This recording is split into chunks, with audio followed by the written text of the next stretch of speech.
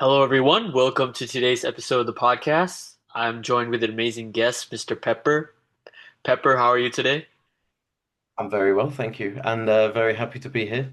Thank you so much for coming on today's episode of the podcast. Truly means a lot. My pleasure. Joseph Kennedy, or Pepper, is the head of marketing and growth at Alephium, a Swiss layer one proof of work blockchain. He has been traveling the world. Nice shirt, by the way. You can show the shirt again, representing. He's been traveling the world and living in different countries since leaving the UK age 22 back in 2015. Over the years, he has worked as a journalist, copywriter, and ghostwriter, but now applies all of his writing and marketing skills to his role in Web3. Joseph speaks fluent English and Spanish, as well as intermediate Thai. He's a longtime stoicist, avid reader, and loves nothing more than long, peaceful walks to be alone with his thoughts. While living in Ecuador, Joseph started a charitable project, took part in a 3-day expedition in the Ecuadorian Amazon's biggest cave system, and hosted multiple blockchain and technology events. He now lives in Bangkok and plans to eventually move to the peace of the mountains close to Chiang Mai. If you'd like to follow his journey, his Instagram is at CaptureJoseph, which you can see on the screen now, and more details will be listed in the description below. So without further ado, let's get into today's episode. Hi, Joseph or Pepper. How are you today? I'm very well, thank you. And I know you've prepared some amazing questions to dig deep into my background. So, yeah, I'm an open book. I'm going to do my best to share everything with you. That sounds great, and I'm truly happy that you took your time for today's episode of the podcast. And I gave a bit of an introduction to the audience about you. But before we begin, how would you like me to address you as? Joseph or Pepper? My friends call me Pepper, and I consider us friends, so you can call me Pepper. All right, thank you so much for considering me your friend. I will call you Pepper. And I gave, like I mentioned, a brief overview about who you are and about your journey in the introduction, but you know yourself more than I know you for sure. So can you please tell the audience a little bit more about yourself and who you are? Sure. So, yeah, I'm Pepper. I'm 33, originally from the UK. Left a long time ago. Traveled the world. Grew a few online businesses and sold them or exited and moved into crypto and Web3. I guess you could say I'm a crypto bro since 2017. But that's opened up a wonderful world to me. It's allowed me to work in a remote first industry and apply all of my writing and marketing skills there. So very happy with my career and how that's going. And yeah, I work as head of marketing for a layer one blockchain, which is very exciting. Joined that 3 months ago. Outside of work, I am a human. I'm not just a robot working all the time. I love to read, very big reader. I love stoicism. I love sociology books, and I like reading fiction too, especially sci-fi. I'm currently reading the Dune series. I'm on the fifth book out of six, and I read the whole Three Body Project just before that. I play ukulele for like 12 years now, although I still wish I was better. And yeah, I recently discovered a sauna in Bangkok, and I go there with my friends. And this is a new thing in my life that I'm really happy about. I kind of go once a week, do the hot and cold therapy, like sauna, steam room, ice bath, and that really helps me. I usually go on a Sunday night, and it sets me up, really relaxes me for the week ahead. And yeah, I'm really glad I have that in my routine. So yeah, I guess that's me. That's a bit of an overview. That's a very detailed overview about who you are, what you do, and your interests, and more or less all about you. So one thing that caught my eye was you said that you're an avid reader and you're into stoicism. So you're reading the Dune series, which I know my audience is probably familiar with it. It's a really popular series and a lot of people talk about it. And Speaking of you being a reader and someone who's quite interested in the arts and musical instruments, like there's a ukulele behind you as well that people could see. Yep, there you go. So my audience probably wants to know, are there any books you recommend to them, and have any books given you a wider perspective and a deeper understanding of life? Oh my gosh, what a great question. Deep understanding of life. I love Malcolm Gladwell's books, like The Tipping Point, David versus Goliath, Outliers. These are some really good kind of modern sociology books. I recommend literally anything by Malcolm Gladwell. It's a great read. He sets up what could be really boring topics in such an interesting way. It's like reading case studies that are fascinating, and every story he picks is fascinating. It's very well done. For Stoicism, if you're not familiar, it's from the ancient Greeks. It's a very old philosophy, but it's been found to be quite popular in modern times. There's many examples. I don't want to list them, but the classics are great. So Seneca, Epictetus, Marcus Aurelius, of course. I have a Marcus Aurelius tattoo. I have all of my tattoos here are Stoic tattoos. Memento Mori, think of death, and The Obstacle is the Way here. It's a book by Ryan Holiday. I actually have it right here. This one I would really recommend to anyone. It's a very good introduction to Stoicism and will maybe convince you that it's a very good school of philosophy to apply to your daily life.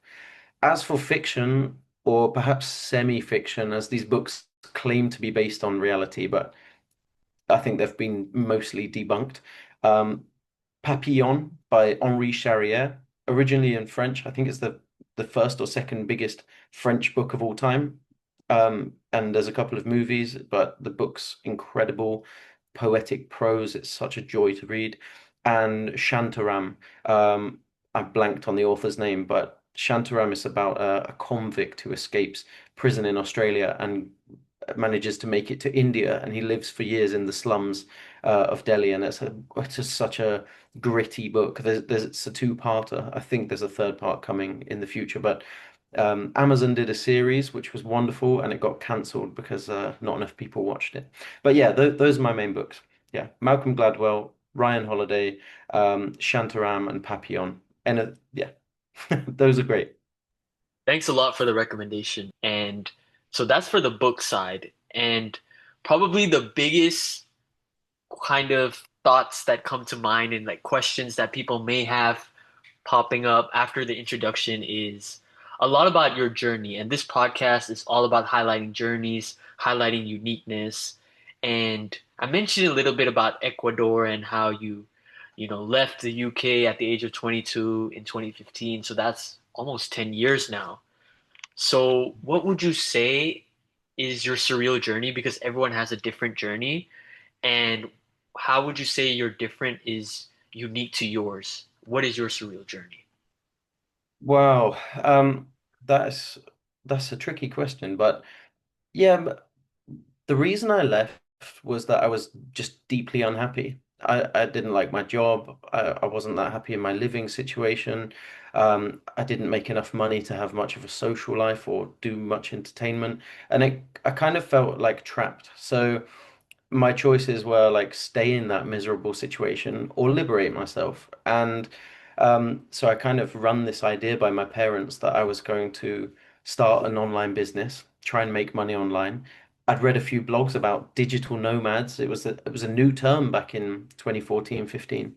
And well, my dad was really against it. My mum was really for it. My mum traveled the world for 10 years before I was born. So I got my travel ideology really from her. So I started an online business, and a few months later, it was making enough money for me to leave. But I literally had £500 in savings, which is about 22,000 baht for any Thai listeners, maybe like $650, about that. It was not a lot of money. So I started out by volunteering, doing like voluntourism. There was a site called Woof, another called Workaway, another called HelpX. They all run off the same idea, which is You work maybe 4 or 5 hours a day and you get bed and food. And I thought that's a wonderful foundation for me to get to another country and start afresh and make a bit of money online and save and, restart from there. And I'm very fortunate that it worked. And I went to Spain. I taught English was the first position I had as a volunteer. I taught English for a few hours a day, and I got a nice room and fed very well. And after a couple of months, I moved on, and they actually gave me some money, which they weren't meant to. It's not part of the deal, but they were very grateful. And I worked on a hippie commune in the past. I've worked on all kind of farms and health and wellness retreats, and I did loads of really random volunteering stuff to kind of keep the adventure going while I tried to save some money. Once I did have a bit of money, I actually came to Asia for 3 months, and that was my first like big trip, like leaving Europe, and it was amazing. I did 2 months in Thailand, a month in Cambodia, and it started to kind of all make sense to me that I could make money online, keep working on my professional skills, but not sacrifice growing my life experience and doing loads of awesome stuff. So that became the dream. It was like, how can I work and be successful and have a career to appease my dad? And how can I live this incredible, adventurous life to appease my mum, right? I wanted everyone to be happy. I wanted validation from my parents. But I also wanted to prove that, I could stand on my own 2 feet. And these guys, my parents, they weren't offering any safety net. There wasn't a room to go back to.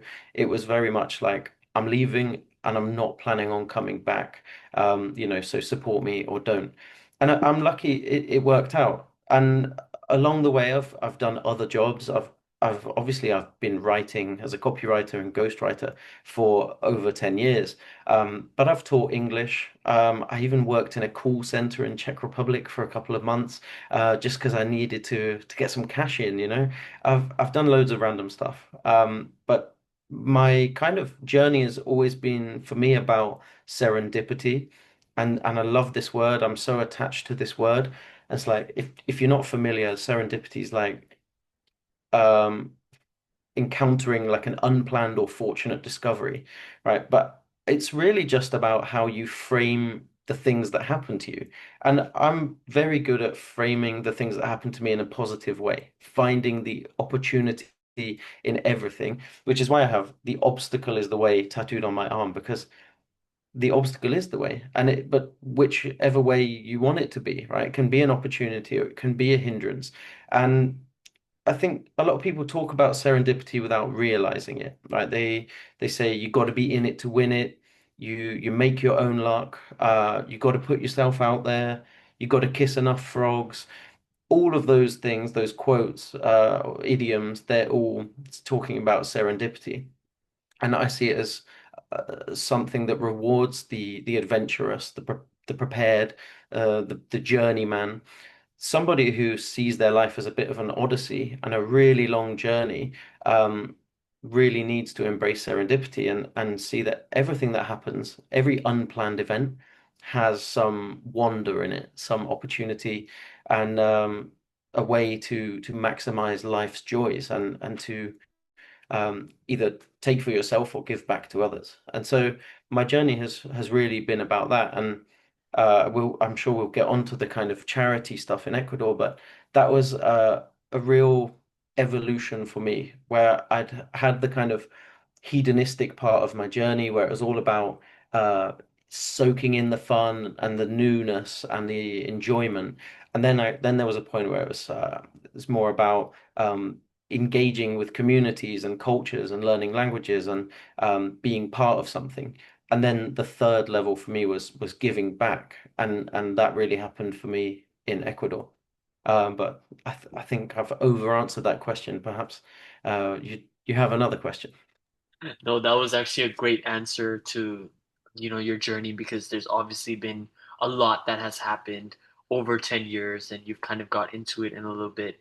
And part of which was mentioned in the introduction, but also I didn't know about the farms, the wellness retreats, the call center in the Czech Republic. Like all these things are kind of new, and it's something that it's great that you talked about it because is part of shaping who you are, and like that's something that's unique because not everyone had this like same line of journey and doing all these amazing things. It's really great because not only do you get a lot of experience, but you also get the knowledge of being able to stand on your own 2 feet, which is what you kind of had to learn after you left from the UK. And you mentioned a little bit about the charity in Ecuador, but before we get into that, we mentioned different countries like Spain, the first place, the UK, obviously, Thailand, and Cambodia, Czech Republic, like all these countries that you named are so diverse all over the place. And I wanted to ask, out of all the countries that you've lived in, which country had the biggest impact on who you are today, and what did you learn in that experience? Yeah, do you know, I've been asked something like this before, and I had to do a lot of thinking really. But ultimately, the easy answer would be Thailand because it's the place where I found home. But I think Spain had a more formative effect for me, and the reason being, like, I moved there at 22 without much in my pocket and had to figure stuff out and figure out a new kind of approach to adult life.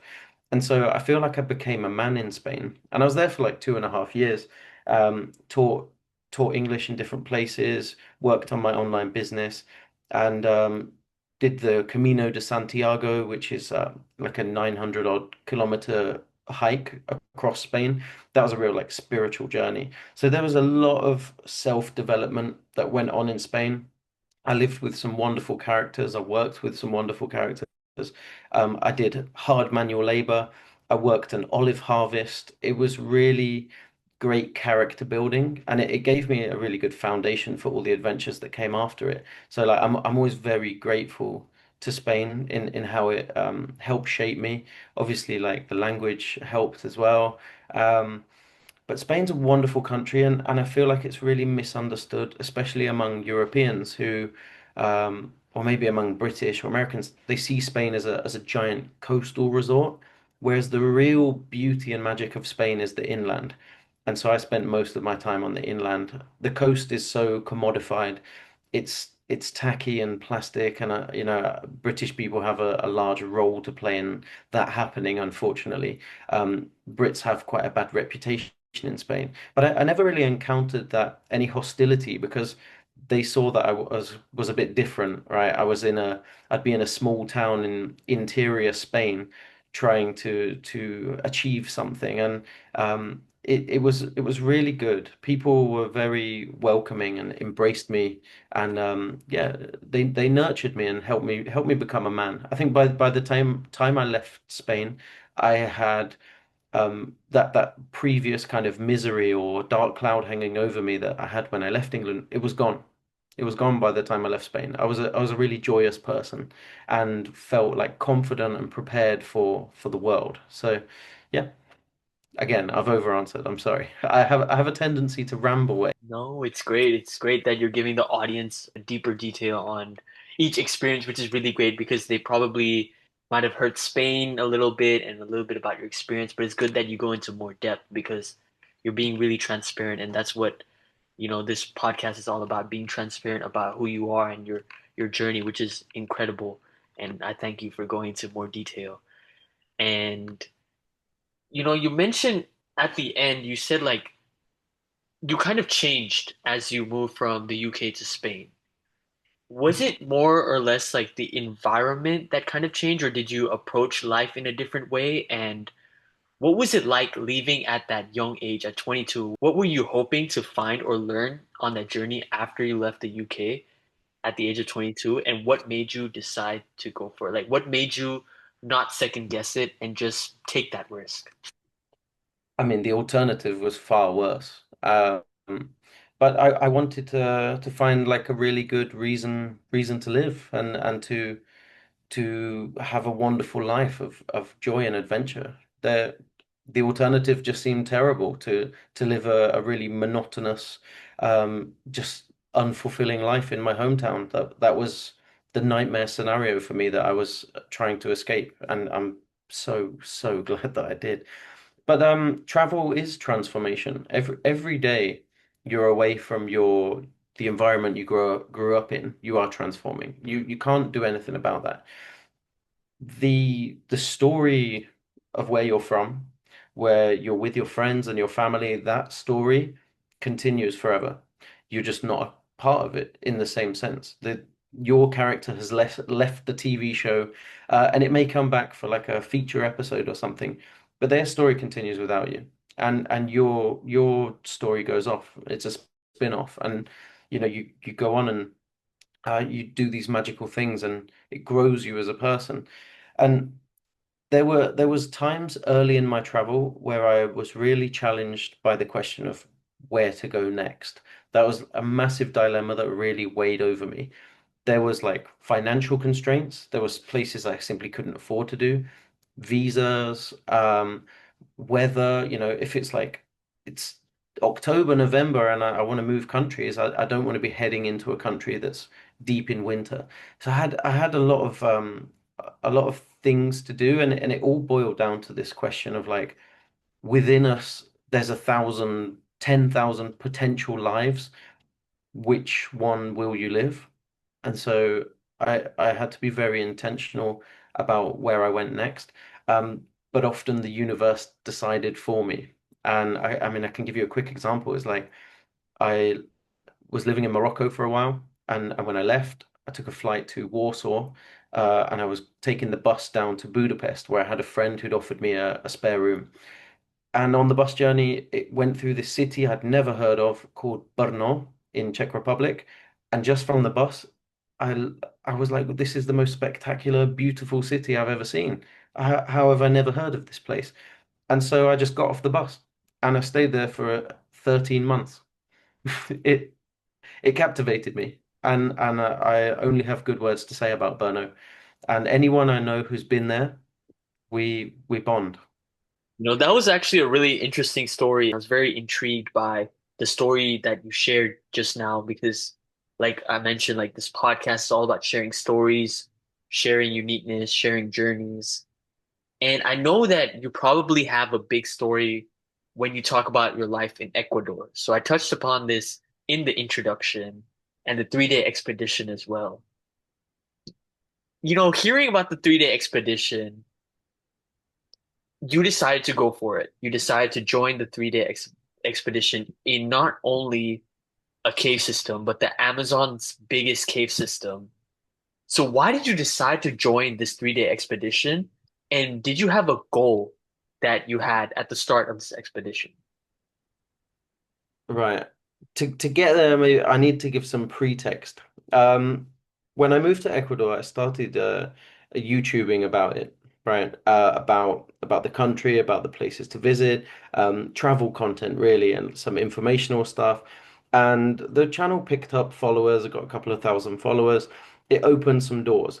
I started getting invitations to cafes and restaurants to make videos, and that was fun, quite gratuitous. But then I started getting asked to help with charities, and I've really enjoyed it. I've really got so much out of it because I was going to these charities that were doing incredible work for local people, but they didn't really have any English speakers, and all their materials were in Spanish. So they were struggling to connect with the local gringo community, right? So there's thousands, tens of thousands of mostly Americans living in Ecuador.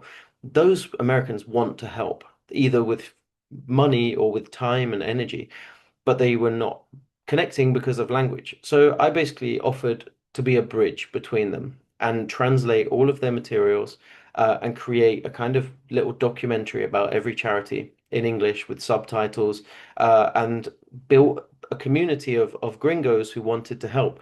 And it really, really worked. And I started getting recurring donations, some big one-off donations, and the money was coming in and I was redistributing it to local charities. And it was all just going amazingly. And at the same time, um, the tourism board contacted me to help with a little town in the jungle in the Amazon, in the rainforest, I say. They wanted help. Now, this is a town of like I don't know, maximum 5,000 people. It's very small. It's called Limon in Danza, and it's beautiful. And they basically said, "Come here, we'll put you up, and we'll give you a private tour of all of the wonderful things we have. We've got waterfalls, and we've got downhill mountain biking, and we've got lovely little cafes and restaurants. But we're really in the jungle, and we want more tourists, but nobody's talking about us. So will you help?" And I said, "Yes, I will help. I don't want anything in return. I will do as much help as I can just because you've asked me and nobody else asked me." And when I went there, I fell in love with the place. And the people are absolutely incredible. Still friends with them to this day. Um, there's just some f fantastic people there. Jimena, who ran this kind of scheme, bringing me in. She's just a wonderful creative artist. And through her, I met loads of people in town who became my friends. And one of them, he basically has an adventure company that does Amazon tours for caving expeditions. And they do like one big expedition a month, about 15 people. And it's paid and it's expensive. And the month before I went, Will Smith did it, the Will Smith. And so everyone was talking about how Will Smith came to town, and loads of people had photos of him with him, and it was like the big news in Ecuador was Will Smith came to Ecuador, and in this little town, it was like the biggest thing ever. So it was really cool, but it's a very expensive trip, and I'm very lucky to have done it for free. But there's a catch, right? It was a charitable expedition. Now, the cave system, the Cueva de los Tallos, is like an oil bird. Tallos is it's a pretty ugly bird that makes a horrible noise, and they live in caves. And so the cave is full of these birds. And there's a Shuar, which is an indigenous tribe. A Shuar tribe protects the entrance to the caves, stops, I don't know, poachers or unwanted people. So for access to the cave, you have to appease the tribe, and the tribe are terribly poor, and they don't have access to internet or electricity. They don't have running water. They don't have clothes and great food and stuff. So they really live a very challenging life. About 8 hours.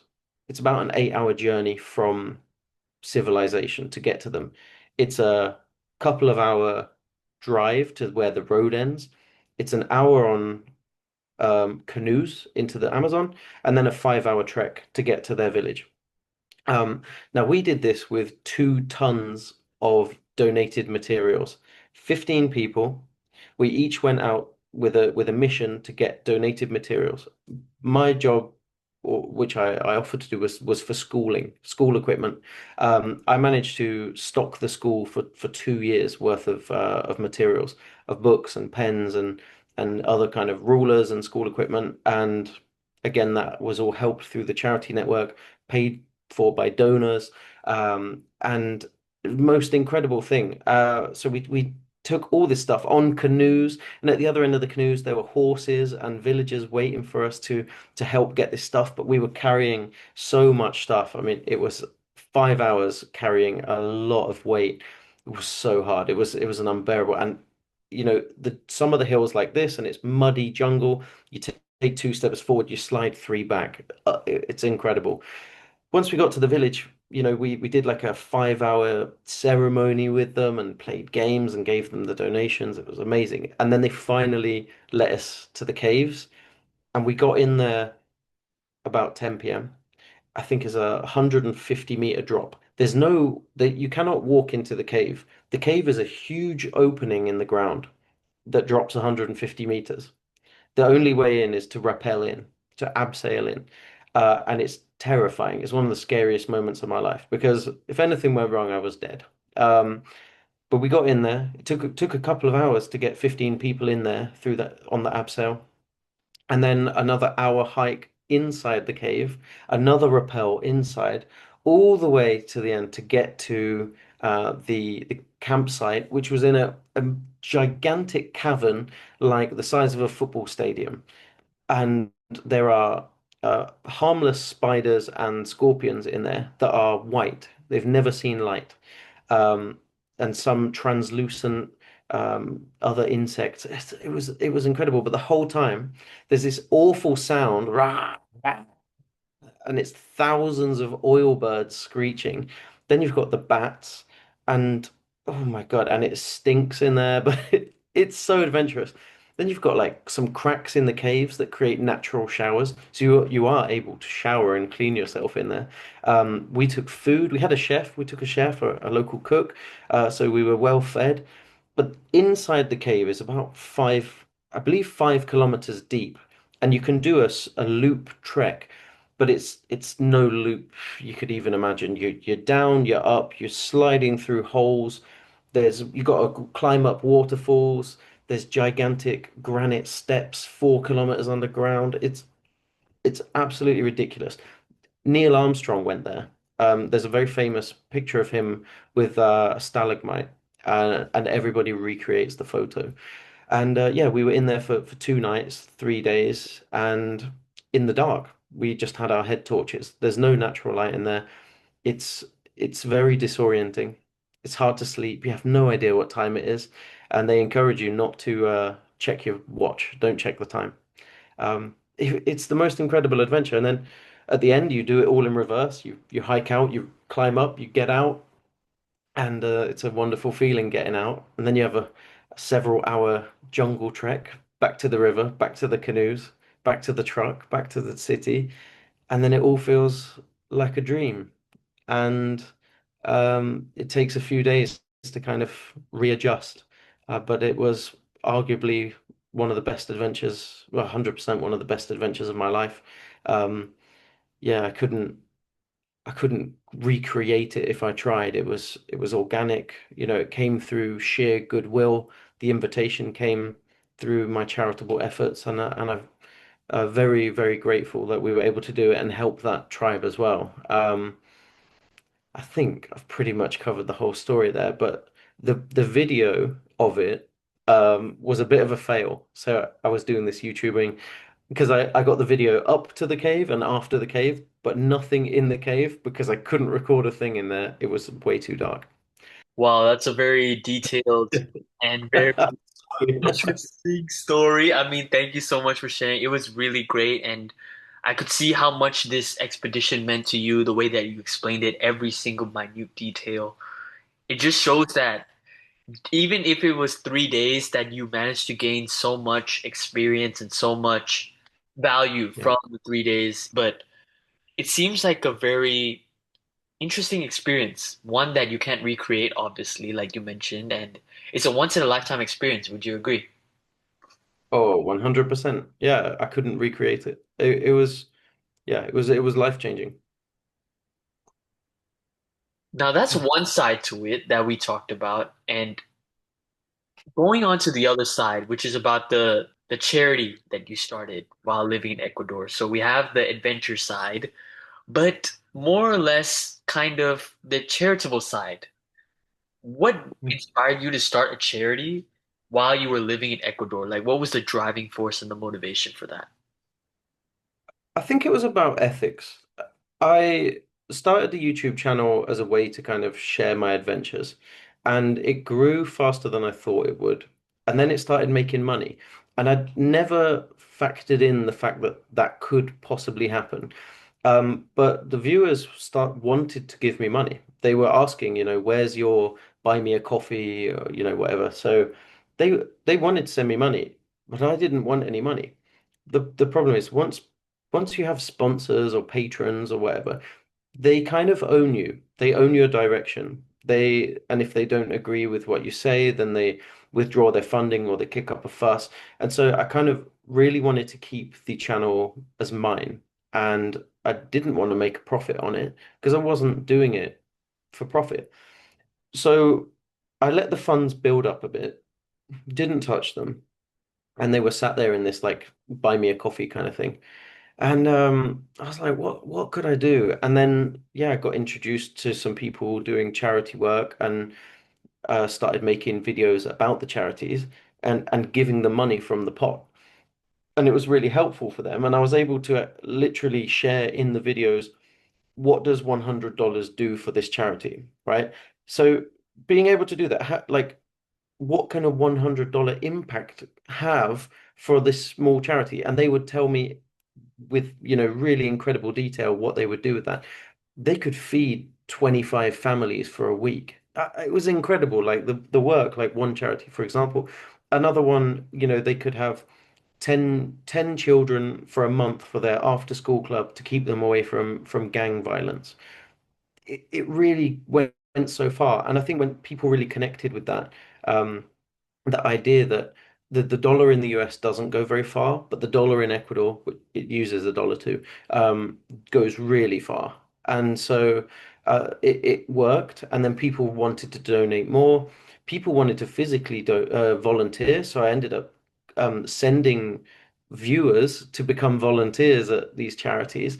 And my charity or charitable project, I suppose is a better way of saying it, ended up being a bridge of me translating their materials, reporting on them, um, distributing donations to them, encouraging donations from viewers, from local Americans or general kind of gringos, and yeah, and that was it. It was just being the middleman between two communities that really wanted to engage with each other, but didn't quite know how to communicate with one another. And being bilingual just really helped, or becoming bilingual helped to be that person. And I just wish someone else had thought of it sooner. Um, and there were some very generous donors who asked for anonymity, and I always protect their anonymity, but they gave it really a lot of money, which went a long way to helping their community. So yeah, it was a delight for me. It was such a wonderful, meaningful thing. And when I did have to leave Ecuador because of civil unrest, I made the decision to leave. It was a hard decision, but it became too dangerous in that moment, and I didn't feel safe staying. Um, that I had a very difficult, conversation with each of the charities that I was working with, and I got lovely leaving gifts. Kids writing goodbye Pepper cards, and yeah, it was very emotional. But I did some good, and like I said, it was the third stage of my traveling evolution where I was able to give back, and I know that my time in Ecuador was really a net positive for the community, and so I can leave really with my head held high and not feel that I took advantage of the, let's say, geo arbitrage or anything like that. I really went there with a pure heart and did a lot of good, and I still get wonderful messages from people who say they wish I'd never left. I was a very good influence on the community, yeah, on the charity, and also I was running events and other communities too. I was super involved. Yeah. Yeah, that sounds really great. And I'm trying, and I've noticed like a pattern with all the places that you've been. Like you mentioned at the very start in Spain, when you like moved on, they also gave you gifts and they were actually really nice. They gave you money, I think, if I remember correctly, when you moved on from your first experience at the teaching, which they didn't have to. And then after leaving Ecuador, with the charity and with the expedition, you learned so much experience. And it's great to see that not only in each stage of your journey after leaving the UK that you were able to find yourself and become the person that makes you happy and makes you want to live life to the fullest, but also that when you're giving back to them, they also give back to you and they also value your presence, whether it was in Spain, Ecuador, or the Czech Republic, and right now Bangkok, Thailand, which is where we're at right now, and it's the place to be, like you mentioned as well. There was two answers. It was Bangkok and Spain. Bangkok, obvious answer, as you know, Yeah. but I want to kind of focus on present day. So we talked a lot about your journey, and we talked a lot about your experience. But if we talk about the journey today, you mentioned at the very start about Web3. And for a lot of my audience, maybe this term might be new for them. And terms like ghostwriting, copywriting, and journalism, some of them might be able to pick up some words, others might not. So I want to ask you, how did you get involved in Web3 after working as a journalist, copywriter, and ghostwriter? And what do all these things mean? And how do they connect? Okay. I studied journalism. Uh, I was a journalist first. So journalism is just writing about the news. And the format is essentially writing as much information as you can in as few words, right? And conveying a story in a very succinct way, something I'm not very good at, which is why I didn't do very well as a journalist. I'm also too sentimental. I took a lot of the stories. They they weigh you down. Journalists, you have to be really strong, really, really strong.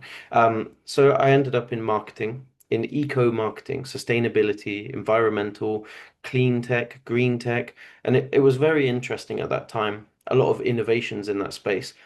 And I was really interested in the technology side. And so I did a podcast series. I did a lot of interviews in that time for my employer as a kind of journalist marketer. But it always came back to the technology. I found innovation to be the most fascinating thing. Then I started my own business, which was a content marketing company uh, for sustainability companies. And I loved that. I did it for a few years. And then one day I found crypto. And a client paid me in crypto, and that crypto grew because I forgot to sell it, and it grew a lot, and then it was quite a lot, and it allowed me to take some time off for the first time.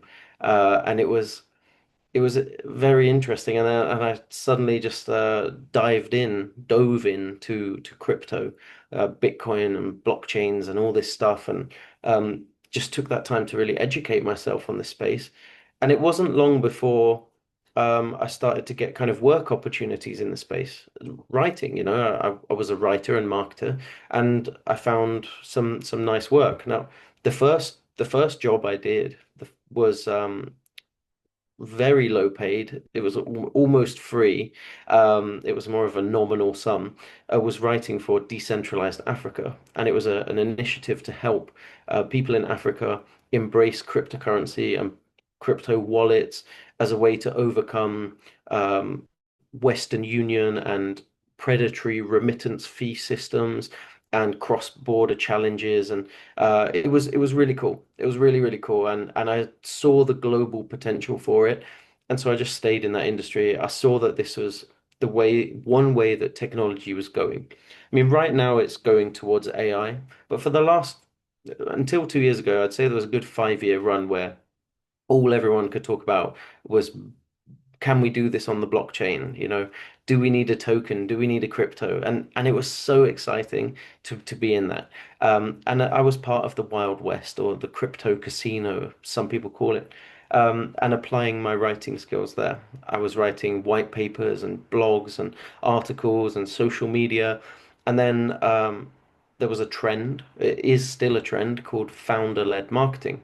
It's where brands realized that they could have a more authentic connection with their communities if they talked through the people who work there, mainly like their C-level staff, CEO, COO.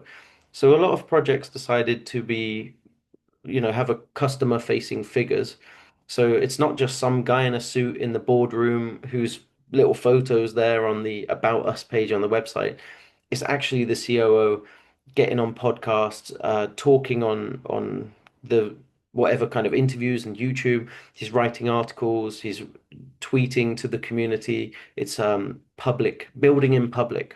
And they needed help for that. They needed ghostwriters, strategists, and stuff. And I was very good at that. That's really where I kind of started to shine in Web3 and found my niche. And have done really well in that for quite a few years now. And was doing that kind of as a freelancer, solo guy for quite a few years until about 3 months ago when I wanted to take my whole toolkit of writing and marketing skills and video editing from YouTube and interviewing and lit everything that I've learned over 10 years of marketing, and apply it to one company that really aligned with my values. And I found Alephium, and it's been a dream ever since. I love this company. I love the community. I'm so happy to be there. I enjoy every day. There are challenges. There are things that stress me out. But I get to do my work and make a difference. And I also get to live in Bangkok. And, you know, I mean, I guess that is part of the story because I'm very happy here, very settled here. I do my work. I'm a full-time student as well. I go to university in Bangkok, study linguistics, and have a great life. My partner, she works in Bangkok, and we have a wonderful little life here. And I'm very happy that everything turned out how it did. And I have to credit my journey in crypto for allowing me to continue this journey for so many years and end up here in such a position of happiness. It feels like a success. To go back to that, the question at the start, what does success mean? I feel like I'm almost there. To me, you're already there because you're someone who has been through it all. You've had so much experience and so much expertise in many different fields, and you're continuously trying to find ways to better yourself. And I think that the way I see it is that your life up until now is a success, and it's going to be this kind of success and maybe even more success. It will be more successful, and also continue to have this sort of same success as, time goes on. And I'm sure that with your ambition and your drive, you can reach any goal that you want. And I want my audience to also kind of see that, you know, your journey is something that is unique. And that's what this podcast is all about. It's all about uniqueness, all about journeys. And Thank you. as I keep mentioning this term unique. So when I keep mentioning this term unique, as someone who's an avid reader and has a good understanding of many different words, what does the word unique mean to you? My dad, he always made this joke. He used to say, Joseph, I'm unique, just like everybody else. And I think that sums it up. I think everyone wants to be unique and feel unique, but at the same time, everyone wants to fit in and find community. So being unique's a wonderful thing.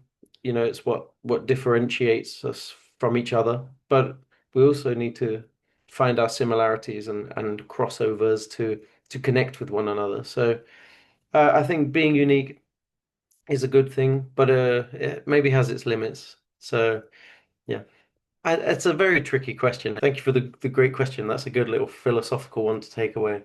You're welcome. And so we mentioned a bit about uniqueness, and that's got you to think a little bit about, reflection and all about what uniqueness means to you, the term. But as we are approaching the end of this interview section of the podcast, as we're approaching the end of this episode of the podcast, I would like to ask you one question, which I ask all my guests, which is if you could voice one unique message to the world, what would it be? The obstacle is the way. I say it's tattooed on my arm. It's my mantra that I live by every single day. It's about how you frame things because happiness is really it's in your thinking. It's all in how you approach the world. And whenever you're faced with an obstacle, you have a choice to see that obstacle as an opportunity or as a barrier. So yeah, the obstacle is the way. And when you overcome the obstacle, you look behind you and you see that it was the way, right? Because by getting past it, it became your way. So it's a way to see every challenge or problem as an opportunity for growth and personal growth, spiritual growth, financial growth, really any kind of growth is found within obstacles and overcoming and bettering yourself, improving yourself to do so. Because by by overcoming the obstacle, you have proved that you deserve to overcome the obstacle. So you bettered yourself in the process. I've repeated myself a few times there, but again, this book, The Obstacle is the Way, is really good modern philosophy. I recommend it to anyone. You can buy it on Shopee because I actually bought this copy on Shopee. Just a great book, really a great book. Yeah. All right. Thank you so much for sharing your unique message. And again, to my audience who has are thinking of books to read, maybe The Obstacle is the Way is the perfect book to start with, as Pepper mentioned in the podcast earlier and just now. So I pretty sure that is a book that is a must read that you should get right now. And, it could be the book that changes your life. And Yeah. as we're about to wrap up and we're coming to the end of the podcast, is there any message or comments or thoughts you want to leave the audience with? Yeah, we've reflected a lot. Um, I guess the only thing is what am I looking forward to? Um, me and my partner have just adopted two kittens, and they arrive a week from now, and I'm very excited about that. That's a huge thing. I've lived this life of adventure and travel, been all around the world, and that kind of generally stops you from having pets. And now I'm able to have the stability to have pets. I'm super excited. These are the two most adorable little kittens I've ever seen.